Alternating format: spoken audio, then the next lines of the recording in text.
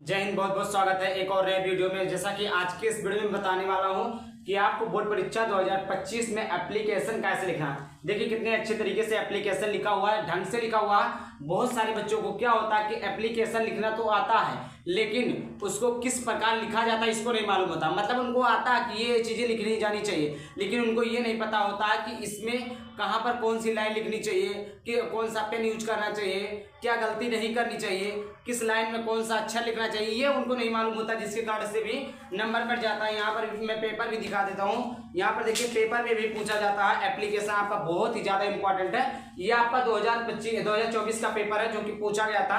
यहाँ पर देख सकते हैं, यहाँ पर देखिए 2024 का पेपर था इंग्लिश का, जो कि इस प्रकार आपका पूछा गया है। तो इसी प्रकार आपका जो है 4 नंबर का पूछता है बोर्ड परीक्षा में। देखिए 4 नंबर का एप्लीकेशन पूछता है। देखिए मैं व्हाइट बोर्ड पे भी बताने वाला हूँ, और यहाँ पर देखिए यहाँ पर लिखा हुआ है किस प्रकार लिखा जाता है। कॉपी पर भी आपको स्क्रीनशॉट देख लीजिएगा, आप लोग ऐसे देख लीजिएगा। इस पर भी बता दिया हूँ कैसे आपको लिखना है, बोर्ड की कॉपी पर कैसे लिखना है इस पर भी बताया हूँ, और आपको बोर्ड पर भी समझाऊंगा। तो आइए देखते हैं और वीडियो को स्टार्ट करते हैं। आइए देखिए वीडियो को स्टार्ट करते हैं। तो देखिए यहाँ पर क्वेश्चन क्या आया था बोर्ड में कि write an application to the principal requesting him to grant you full concession in school fees. देखिए इसका मतलब ये है कि अपने स्कूल के प्रधानाचार्य को अनुरोध करके, रिक्वेस्ट करके एक पत्र लिखना है कि वो मेरे स्कूल के फीस को माफ कर दें, स्कूल के फीस को माफ कर दें। इसी के ऊपर एक एप्लीकेशन लिखना बहुत ही शानदार है। और देखिए इसकी सहायता से और सारे एप्लीकेशन को आप लिख सकते हैं। आपको एप्लीकेशन नहीं लिखना आता फिर भी आप कैसे लिख सकते हैं, सब कुछ डेडिकेटेड के साथ बताऊंगा। वीडियो को अंत तक देखिएगा, आपको इतना समझ में आ गया होगा कि अपने प्रधानाचार्य को, अपने स्कूल के प्रधानाचार्य को एक एप्लीकेशन लिखना है। उस एप्लीकेशन में ये लिखना है कि आप मेरे जो स्कूल का फीस है उसको माफ कर दीजिए। आइए देखते हैं। तो सबसे पहले आप लिखेंगे टू। क्या लिखेंगे? टू। अब देखिए टू लिखेंगे, टू के नीचे आप लगाएंगे कामा।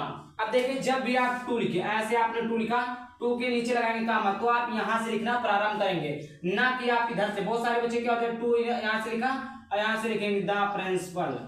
ये गलत तरीका है। इस तरीके से आपको बिल्कुल भी काम नहीं करना, वरना आपका भी गलत हो जाएगा। समझ में आ गया? तो आपको इसी प्रकार लिखना है। यहाँ पर टू लिखना, कामा लिखेंगे, फिर कामा के इधर से आप लिखेंगे टू द प्रिंसिपल, प्रिंसिपल। इसी प्रकार आप लिखेंगे तो आपको फुल मार्क्स मिलेंगे। अब देखिए आप फिर उसके बाद टू द प्रिंसिपल। अब जब तक आप एड्रेस लिखेंगे, जब तक आप स्कूल का नाम लिखेंगे, वहां तक आपको टू के इधर यानी द के नीचे सेंटर में लिखना चाहिए। देखिए द के सेंटर में है कि नहीं है? आपको द के सेंटर, लाइन नहीं खींचना, मैं समझाने के लिए बता रहा हूँ। द के सेंटर में आपका होना चाहिए। To the principal Janata inter college बस्ती उत्तर प्रदेश, कुछ भी लिख सकते हैं, श्रीमती दुर्गा देवी इंटर कॉलेज, कुछ भी, कोई भी, किसी भी स्कूल का नाम, जिस स्कूल में आप पढ़ते हो उसका नाम भी लिख सकते हैं। जननायक इंटर कॉलेज लिख सकते हैं, कुछ भी लिख सकते हैं आप अपने स्कूल का नाम। कि टू द प्रिंसिपल सेव रहता है। अब इतना आप चेंज करें। बस्ती लिखा है, बस्ती किस डिस्ट्रिक्ट में है उसको लिख देंगे उत्तर प्रदेश, आप लिख देंगे कोष्टक में आप लिख देंगे यूपी। समझ में आ गया? इतना डाउट, कोई भी डाउट होता है आप लोग जरूर पूछिएगा कि यहाँ पर डाउट हुआ है। समझिएगा? फिर आप उसके बाद लिख लीजिए सब्जेक्ट। सब्जेक्ट देखिए इसको आप लिखेंगे रेड कलर, और सॉरी ब्लू पेन से। किस पेन से लिखेंगे? ये आपको ब्लू पेन से लिखेंगे, अर्थात नीला।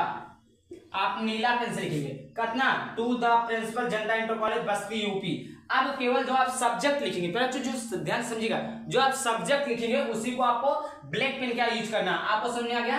काले पेन से क्या लिखना और नीले पेन से क्या लिखना।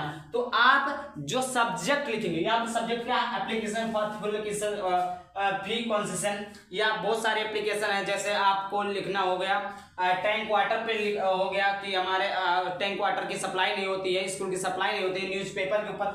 तो उसी आप देखिए सब्जेक्ट जो होता है मात्र 5 शब्दों में होता है। 5 शब्दों में, 5 से अधिक नहीं, 5 से अधिक नहीं, 5 शब्दों में ही होता है।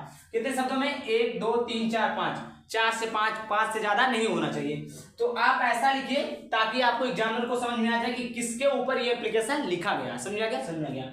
एप्लीकेशन फॉर फी कंसेशन, समझ आया? सब्जेक्ट, सब्जेक्ट को काले पेन से लिखना है। अब देखिए application for full fee concession, इससे एग्जामिनर को समझ में आ गया कि ये बच्चा एप्लीकेशन लिखा अपने फीस के माफी के लिए। समझ में आ गया? अब उसके बाद में सर कहाँ से लिखे? देखिए बहुत सारे बच्चे होंगे, अब आप क्या कहेंगे? सर के नीचे से, सब्जेक्ट के नीचे से सर लिखें। ये तो सीधी सी बात, रॉन्ग तरीका, यहाँ पर रॉन्ग तरीका। लिखना कहाँ? इसी टू के नीचे से। कहाँ लिखना है बच्चों? इसी टू के नीचे से लिखना है। इसी टू के नीचे से देखिए यहाँ पर लिखा हुआ है, तो आपको टू के नीचे से ही लिखना है, ना कि सब्जेक्ट के नीचे से लिखना है। ये आपको ध्यान देने योग्य बातें हैं। आपने क्या लिखा सर, सर के नीचे कॉमा लगाया। जब भी आप सर के नीचे कॉमा लगाएं, जब भी आप टू के नीचे कॉमा लगाएं तो आप कॉमा के इधर लिखेंगे, ना कि सर के नीचे टू के नीचे लिखेंगे। जब भी आपको कहीं पर भी कॉमा टू लिखा हो, सर लिखा हो, कुछ भी लिखा हो, आपने कॉमा इधर लगा तो आप इधर से लिखना प्रारंभ करेंगे। आई होप आपको समझ में आ गया होगा, कोई भी डाउट नहीं होनी चाहिए। Sir respectfully I beg to say that I am a student of class 10 of your college. Sir respectfully मैं आपसे अनुरोध करना चाहता हूँ, मैं आपसे अनुरोध करता हूँ, आई बेग टू से मैं आपसे कहना चाहता हूँ दैट कि आई am a student of class 10, मैं क्लास 10 का छात्र हूँ, मैं कक्षा 10वीं का छात्र हूँ, ऑफ योर कॉलेज आपके स्कूल का छात्र हूँ। समझा है? क्या समझा? समझे? Sir respectfully I beg to say that I am a student of class 10 in your college. मैं आपसे अनुरोध करना चाहता हूँ कि, या मैं आपसे कहना चाहता हूँ कि मैं आपके स्कूल का छात्र हूँ, मैं आपके स्कूल का कक्षा 10वीं का छात्र हूँ। इतना समझ में आ गया? My father is a poor farmer, my मेरे फादर पिता इज है एक पुअर फार्मर, मेरे पिता एक पुअर फैमिली, मेरे पिता एक पुअर किसान है, गरीब किसान है। समझ आ गया? सो ही कैन नॉट पे माई कॉलेज फीस, इसलिए वो मेरे कॉलेज की फीस, मेरे स्कूल की फीस नहीं भर सकते हैं। आई रिक्वेस्ट, मैं आपसे अनुरोध करता हूँ, करना चाहता हूँ या करता हूँ, मैं आपसे अनुरोध करता हूँ, you kindly grant me full concession fees, मेरे स्कूल का जो फीस है वो माफ करें। अब मैं आपसे अनुरोध करना चाहता हूँ कि मेरे जो स्कूल का फीस है वो आप माफ कर दें। समझ में आ गया?